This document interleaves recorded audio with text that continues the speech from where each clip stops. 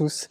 Quand il s'agit de commencer ses semis, c'est pas vraiment les solutions qui manquent en jardinerie. Que ce soit des grands bacs comme celui-ci où on sème à la volée, des petits pots en plastique ici de toutes les formes, de toutes les couleurs, des pots en coco ou en tourbe comme celui-ci. On peut vraiment trouver tout et n'importe quoi. Donc vraiment, c'est pas les solutions qui manquent. Aujourd'hui, on va être un petit peu plus rusé et on va faire un petit peu de recyclage. Promis, je ne vous parle pas une énième fois de bouteilles en plastique, mais on va faire du découpage de grilles de mots croisés, de journaux, comme ça.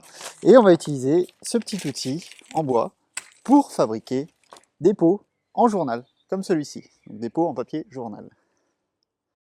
Donc à vos ciseaux, on va faire un petit atelier découpage, pliage, et on va fabriquer nos pots. Allez, suivez-moi. Donc voilà, maintenant vous voyez d'un petit peu plus près l'outil que j'utilise pour faire ces pots. Donc c'est pas moi qui l'ai fabriqué, c'est un outil que j'ai trouvé, je l'ai acheté sur Amazon, celui-ci. Tiens, si je le retrouve, je vous mets le lien en bas dans la description de la vidéo. Ça coûte une dizaine d'euros et ça permet de fabriquer vraiment beaucoup de pots. Donc c'est un outil en bois avec une base et ici un cylindre qui va faire la forme du pot. On va mettre ça de côté.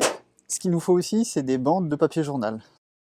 Donc la largeur que j'utilise pour le papier journal, c'est le double de la largeur du cylindre. Donc je ne sais pas si c'est compréhensible. Là vous voyez, donc j'ai cette taille-là et j'ai la même taille en dessous qui va faire le fond du pot. Donc je découpe plein de bandes dans mon journal et je vais vous montrer comment on fait. Donc tout simplement ici, on commence, on se met en haut et on tourne. On essaye de le serrer assez fort, voilà, voilà, et on tourne. Donc là, on a notre cylindre qui est comme ça. Ensuite, on replie sur l'intérieur, voilà. Donc on voit déjà la forme du pot qui se fait. Et on appuie bien fort sur la base. Donc la base, elle va former un creux ici à ce niveau-là. Et ensuite, il ne reste plus que, je dis plus que, mais c'est la partie la plus compliquée presque, à démouler votre pot. Et voilà le pot. Donc il s'avère que la partie là, elle se détache un petit peu. Alors, c'est pas grave en soi, parce qu'une fois qu'on va remplir le pot, et après 1 ou 2 arrosages, le papier va se durcir, et donc votre pot il sera bien rond, et il n'y aura pas de problème. Si vous voulez vraiment éviter que ça s'ouvre, ce que vous pouvez faire, c'est mettre un petit bout de scotch craft, ou bien utiliser voilà, de la simple colle en bâton, qui n'est pas nocive du tout. Hop, on met un petit point de colle à ce niveau-là,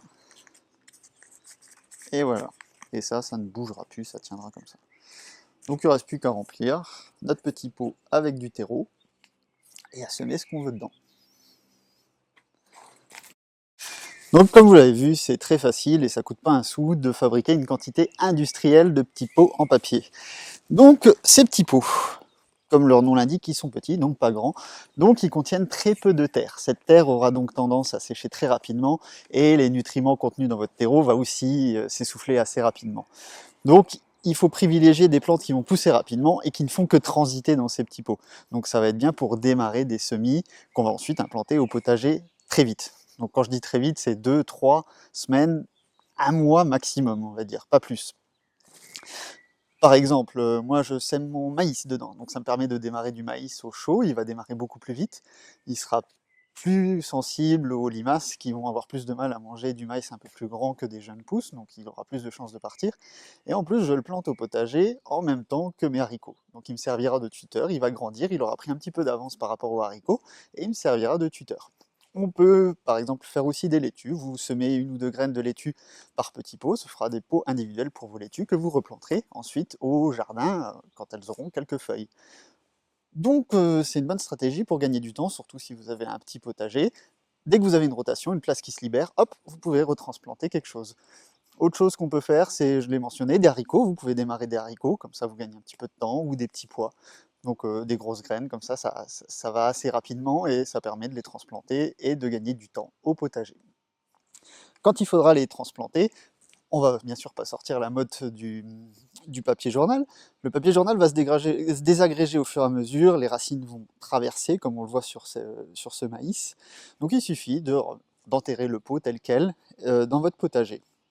Donc comme vous voyez, celui-ci, il a 2 semaines et demie et il est déjà bien entamé. Donc au niveau de l'arrosage, je vais vous parler de l'arrosage aussi, l'idéal c'est de mettre votre pot dans une soucoupe, dans une coupelle, dans une assiette, et de mettre l'eau directement dans cette soucoupe.